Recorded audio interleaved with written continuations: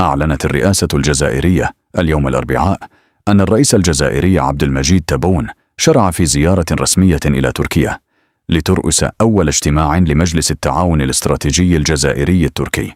وأفاد البيان أن تبون توجه اليوم إلى تركيا في زيارة تدخل في إطار تعزيز علاقات الأخوة والتعاون بين البلدين الشقيقين، حيث سيترأس الرئيس عبد المجيد تبون مناصفة مع نظيره التركي رجب طيب أردوغان أشغال الدورة الأولى لمجلس التعاون الاستراتيجي الرفيع المستوى الجزائري التركي.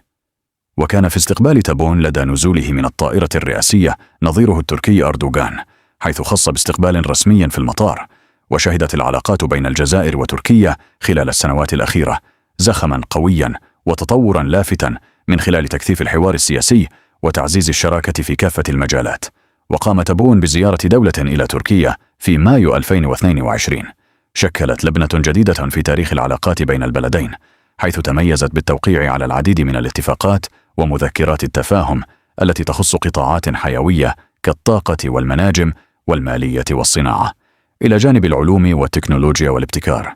جاءت الزيارة بعد تضييق الحصار المفروض على الجزائر وفشلها في تكريس العداء للمغرب عبر دعم مرتزقة البوليزاريو وحشد الدعم من تركيا.